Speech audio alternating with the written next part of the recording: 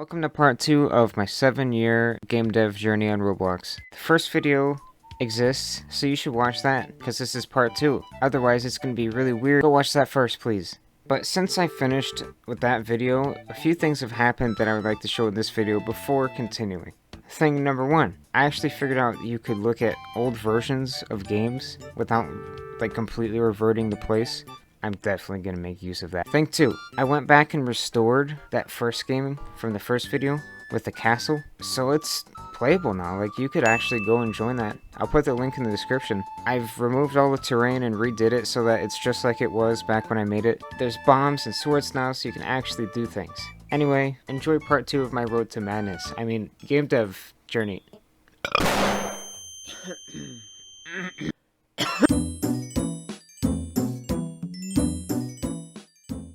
By the way, if I sound weird, it's because I just woke up. It's a different day now. Wow, there are a lot of badges that never got used.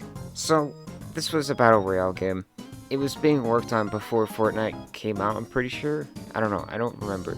I can't really show you much about it because you need a bunch of people to play it. We all got together to work on this. This was our first game with multiple people being a developer.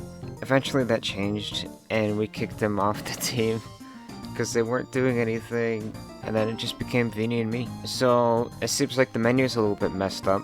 There's a tutorial. I want to see if that still works. This is really dumb. Oh yeah, this was cool. We had translators for this. So it's you against other people, but you also have to survive with thirst and hunger. It was a weird game. This is something you should never do in a tutorial. If you tell someone to do something, tell someone to remember something, they better have to do it in the tutorial. Otherwise, they're just gonna forget. Shoot the target. This is kind of cool, actually. Alright, let's shoot the target. You can use a scope. No! Use that sound. Any other sound. Oh! Okay. Or targets. There's an issue. I don't think this works. Can I go back? On second thought, I've decided not to go back. In fact, I hate this game. Next game. Bon sorti. This was our second project together. Wait a minute. SpongeBob? There was a lot of effort put in this game. It was really fun to work on, especially the live streams. I did dev live streams on this, and it was awesome. Anyway, let's play the game. So this is the crap logo I made for this. Oh no. Camera. I have a balloon ally. Okay, I'm turning the music off. So yeah, this is Bon Sword 2. Every game taught us something. Every game we've worked on so far has taught us something important. This one taught us not to be too ambitious. The amount of ideas we had for this game and the list for stuff to do was so long. It's just too much. 3 years into working on this game, we decided to cancel it. People aren't happy that this got canceled, but we had to do it for our own sanity. We worked on it for 3 years, and we didn't even get a quarter of the list done. What's this? Double XP weekend. Oh yeah, we had an automated system for that. So here's the inventory. It's standard stuff spins in your inventory. Armor, chests. You got potions. You can bind them to a button. Materials, weapon trails, allies, auras, hats, mounts. I'm still happy with this. This looks really cool. It's annoying how this works though. So I'll show you the Molotovs. I made this little thing you can throw stuff. Molotov explodes, sets things on fire. Any enemies that are in this region just burn. Yeah. Boom, Diggy. There he is. It's kind of weird without the sound. Let's go to this one. See you later. Yeah, the making of most of the stuff was done on stream. Every enemy is unique. It took a long time just to get this far, and there are 2 animations for every item. Okay, this game is pretty good actually. I like the attack system. Although this, I don't know what's going on here. My balloon is shooting fire! When you attack, it locks on. That's pretty cool. All of our new projects have to be less ambitious than this. We can't spend years making one thing unless we have a big team. Oh, I should show you the quest. There's a bunch of quests in this game. There's 2 side quest people per area. But this was a good thing for us. It taught us how to structure a game. It also allowed us to try out making something large scale. I wonder if I've already done it. Oh yeah. There's another guy in the wall. Oh, I already helped him. Back home. We have all the voice actors up here. I guess the last thing I have to show you is the dungeon. So, you got this little parkour thing, and over here there's a Nokia. It's frozen. You gotta do parkour. And you have to hit the 2 buttons within a few seconds. Although, if you don't want to do it and you have a certain item... Uh-oh. I'll turn on the sound so you can hear the buttons.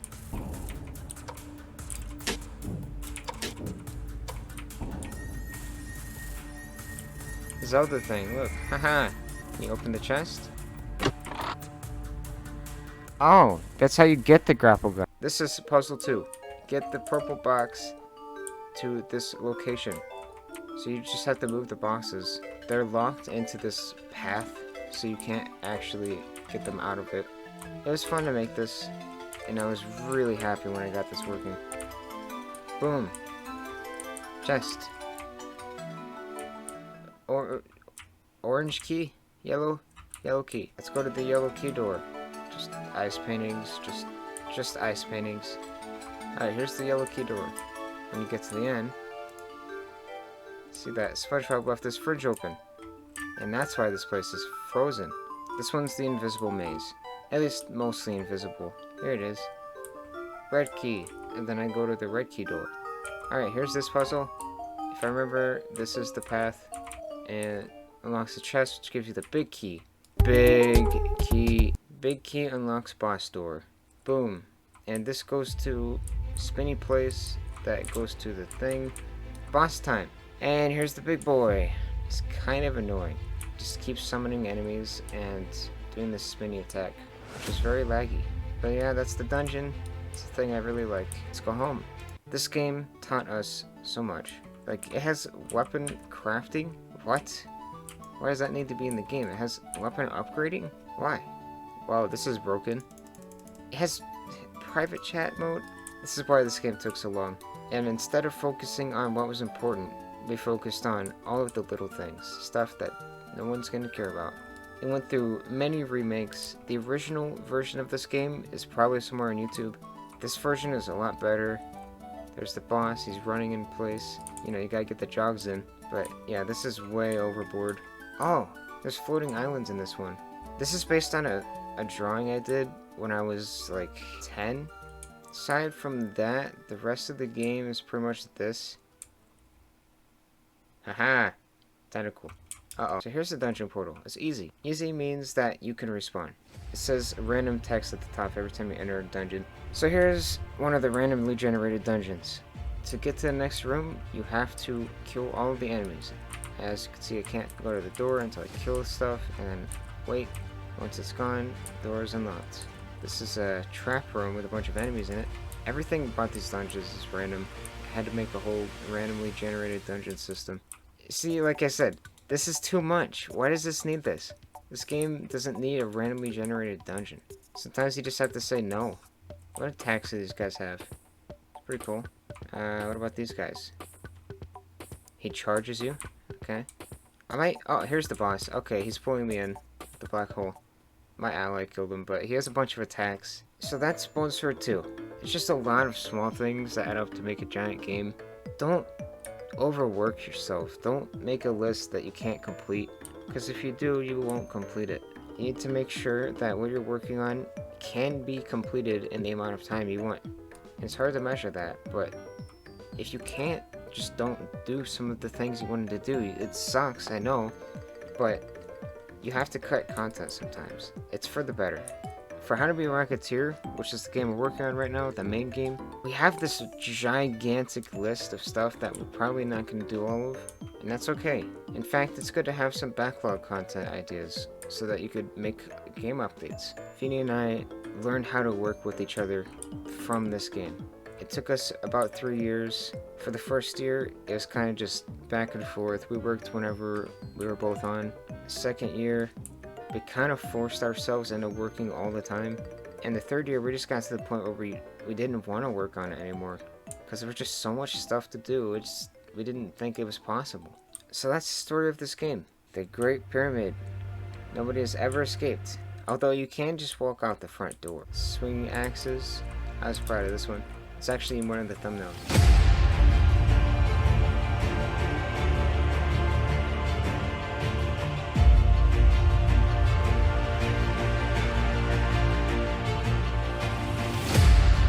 This is where the crouch mechanic comes in handy.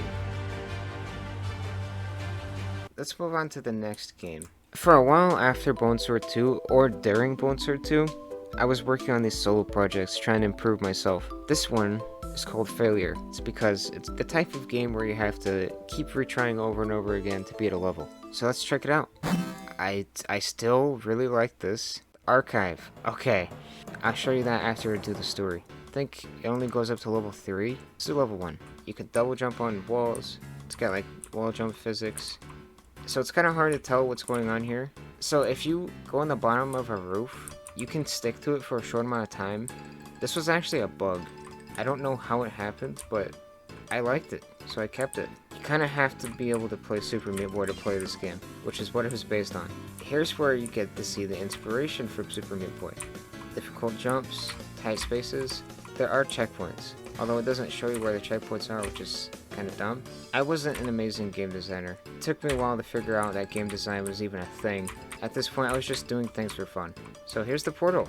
It's supposed to do something, but it broke. So we're gonna go to the next level manually. I actually built a level editor and used that to make the levels. And you know what that means? There are custom levels. Level 3 is not working. Now I'll show you what the heck the archive is. It's funny it's called the archive because it's actually an archive now. This is where the level editor was. I don't know if it's still here. I think it tore it apart trying to make it better, but here's the only level I ever made. It was the first level. If you go through the levels list, you got all these levels that people made. Next page, and there's mine. It's not all that many. Let's show you the first level that I made. It's just this.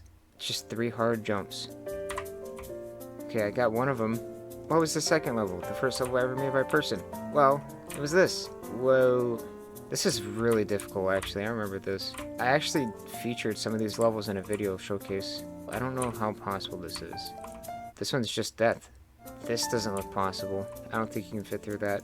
This is clearly possible. So here's where you start to see people making like Geometry Dash levels. This one's pretty difficult. I think this was also featured in the video. Boom. Beat it. That's this game. Short project. Went kind of well. It was my first attempt at trying to make like a level editor and a level list. But eventually I ran into this problem where it hit a data store limit. It was really badly compressed. Next game. The Crash Lands. I can't really show you this because you need 4 people to play it. But I can show you the title screen. So let me show you. Oh, I made my own music for this one also. There's my own logo. I made particles on the logo. It's weird. So yeah, here's this stuff. Oh, I was so proud of this. Click on the body parts. It's not finished, but you can see what it would have been. It would have been like you change out the parts. You know, it's cool. Play online. You would search. You can invite people to team. It was very, very early in the works, and I never really worked on it that much. It was just cool building. How much of the map is here? Oh, the whole thing. All right. Well, I built this. Oh, little plant roots sticking out. I like this building style. Well, this is red base, and that's blue base. This is only one of the maps. There are 2 other ones. Here's all the paintings. They all have backstories, but I can't really... Oh, that one has a backstory. This one, though. This is Vini's face, but photoshopped. Next game. This one's a good one. There's a match of my brother and I playing this game. There's a video of it on my channel. Allow me to show you. So at the top, emotes. You can just emote on the player list. You got blueprints and a brigade. So you have this castle and this base. You have to protect it. If someone from the enemy team breaks it, they win. So you have to build an army. You have to start with farmers. If you don't, then you're kind of screwed. Spawn a farmer. This is him. He is farming now. There are 3 spots per farmland, and there are a bunch of farmlands around, and this is what they do. Now, if I want to tell him to go somewhere, I have him selected. I can click and drag to select a circle. I can tell him to go anywhere I want. And they have pathfinding. So if I say, go over here, then he'll be like, oh, okay. He'll walk around the rock. And if I press F, it'll bring me back to zoom. They get food. And food is what you need to do things. I would recommend spamming farmers in the beginning, because if you don't, your opponent will win if they do this method. But at a certain point, the farmers will run out of space to use, and at that point, you need to make more of these. These are called food outposts, and that helps the farmers work quicker. This is an iron outpost, and this is a lumber wood outpost. To get enough food, you can get either a miner, a hunter, a builder, a lumberjack, or a floater. Floaters don't really do anything. I think now I have enough farmers, so what I'm going to do is build maybe another food outpost. In order to do that, I need wood. So I need a lumberjack. These guys will go beat up some trees and get wood. One lumberjack is not that quick, so let's get a bunch of these guys. As you can see, when they work together, they're a lot faster. And with this wood, we can make another food outpost. This game taught me pathfinding and managing like a bunch of little people. So you see these guys have to walk all the way back to this food outpost when they want to return food. So that's what the point of making more is. You put one right here. Oh, I need a builder. We got a builder now. So once he's done, all the farmers will pick this one if they go here. I don't have an opponent right now, but if I did, I could send like all of my troops. See that there are 4 at this one farm? Maybe let's send one over here. He should pick this one if it was coded correctly. Yeah. The one thing I haven't told you yet is that this game is based on an old DS game I used to play. Any RTS games in general that do this, I've never seen one on Roblox, so I thought I'd make it here. That's what this is. There's a lot of unharvested iron around. Get some miners. Now, what does iron do? Well, if you want to make an iron outpost or wood outpost, you need iron. And I was going to make more structures, but I kind of didn't, because I stopped working on this. But yeah, that's pretty much this project. It was a fun short little project, and if you have someone else to fight, it's very fun. If you want to try it out, I guess I could put a link to it in the description. This game is public. It's just a fun little fighty game. Before I go, I'm going to get everybody in a one spot, and then we'll send them off. You're not supposed to send farmers and builders to fight, but they can. Hunters are a lot better though. They have a freaking gun. Oh, they just attack. The rest of them should be coming in right now. Yeah, beat it up. There are a lot of things not working right now. Like, where are they going? Anyway, that's this game. Bye-bye. So now we're finally getting into the more recent stuff. This represents something big for me. The idea for this game came to me in a dream, but just the concept of this game doesn't really work on Roblox because Roblox is made for big social games. 2D single-player games do not really work with the audience. So I decided to switch to doing this in Unity. We'll just have to see about that one. But I will show you what I did on Roblox. Welcome to the Traveler. The music was all made by me. Everything you see here is made by me. It wouldn't be my game if I didn't do that. This is the level select. You have to unlock the doors. It's a cool pause effect though. Alright, let's play. Level 1. I don't have any javelins right now. And to get some, I need to smash this box. Now I can throw javelins. Yeah. That's the concept of the game. Boom, I did it. So you can press R to retry. If you mess up, your goal is pretty much to beat the level. Did it. And here is a new obstacle. The roof height is set so that if you jump, it will kill you. So the goal of this level is to not jump. And this one introduces spinning objects. And they're pretty wacky. You can actually get crushed by them if you're unlucky. It's just to introduce you. Save the box. This one is introducing you to the other mechanic, which is this. Now isn't that fun? Alright, now I'm going to show you you can get crushed. And then you go up. It's pretty much like a Newgrounds game.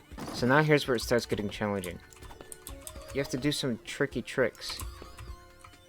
It becomes a puzzle. So this one's where a lot of people get confused, but you're supposed to do this. Whoops, and you're supposed to use it like that. The plan was, for each dimension, there would be different physics. Blue javelins. These fall when you step on them, like this. So this one's an actual puzzle.